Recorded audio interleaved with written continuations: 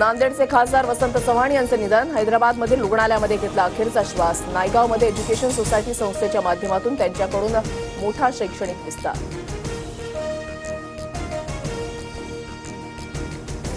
केंद्राची UPS pension scheme आता राज्य सरकारही राबवणार. राज्यातील शासकीय कर्मचाऱ्यांसाठीही नवीन पेन्शन योजना लागू. मंत्रिमंडळाच्या बैठकीमध्ये मोठा निर्णय. जागा वाटपासंदर्भात महाविकास आघाडीची दुपारी 4 वाजता बैठक. ट्रायडंट हॉटेलमध्ये मविया नेत्यांची बैठक होणार. पुण्याच्या यवतमध्ये शरद पवार गटाचा आज कामगार मेळावा. शरद पवार आणि सुप्रिया सुळे यांच्या उपस्थितीमध्ये कामगार मेळावा. ठाकरे गटाकडून नव्या नेत्यांच्या नियुक्त्या जाहीर. संजय लाखे पाटील सचिवपदी, चंद्रहार पाटील, वसंत मोरे संघटकपदी, तर ललिता पाटील आणि मुकेश साळुंकेंचीही संघटकपदी निवड. नागपूरमधील ठाकरे गटाच्या 2 युवा सेना जिल्हा प्रमुखांवर अपहरणाचा गुन्हा. शशिकांत तिवारी आणि प्रीतम कापसेसह 7 जणांनी बंदुकीच्या धाकावर युवकाचं अपहरण केल्याचा आरोप.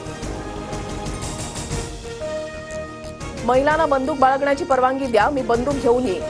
2-4 चांगल्या लोकांचा जीव गेला तरी चालेल, पण वाईट माणूस वाचायला नको. अमरावतीमध्ये शिंदे गटाचे पदाधिकारी नानकराम निभनानींचं वादग्रस्त विधान. शिंदे गटाच्या पदाधिकाऱ्यांनंतर भाजप खासदार अनिल बोंडेंचंही विधान चर्चेत. आधी मला बंदूक द्या, कारण मला बंदुकीची जास्त गरज. अनिल बोंडे यांचं वक्तव्य. भाजपातले काही प्रस्थापित नेतेच फडणवीसांच्या भूमिकेला पाठिंबा देत नाहीत. सदाभाऊ खोत यांचं विधान. अजित पवारही प्रस्थापित असून त्यांची पंगत वेगळी असल्याचं विधान. पुण्यामधल्या वडगाव शहरी विधानसभा मतदारसंघामध्ये भाजप अजितदादा गटामध्ये श्रेयवाद. महायुतीचा धर्म भाजप आणि शिंदे गटानंच पाळायचा का? जगदीश मुळीक यांचा सवाल. कार्यक्रम पत्रिकेमध्ये शिंदे फडणवीसांचा फोटो न टाकल्यानं नाराजी.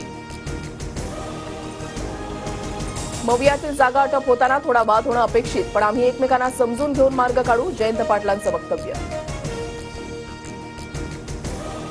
आधार कार्ड अपडेट करण्यासाठी मुदतवाढ. 14 सप्टेंबरपर्यंत बायोमेट्रिक नोंदी अपडेट करणं किंवा फोटो बदलण्यासाठीच्या सुविधेचा मोफत लाभ घेता येणार.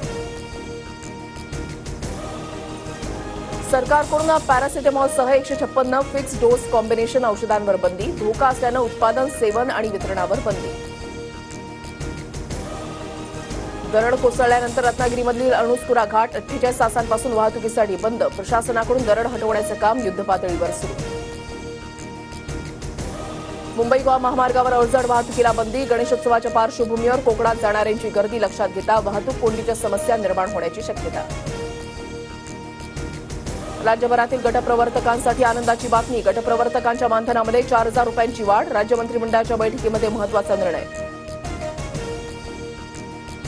रायगडसह पुणे, सातारा जिल्ह्यांच्या घाट परिसरात अतिजोरदार पावसाचा अंदाज. तर किनारपट्टीवर पुढील 2 दिवस पावसाचा जोर कायम राहण्याची शक्यता. मुंबईत आज मुसळधार पावसाचा अंदाज. ठाणे, पालघर जिल्ह्यामध्ये देखील मुसळधार. पुढील 4 ते 5 दिवस पाऊस कायम राहण्याची शक्यता.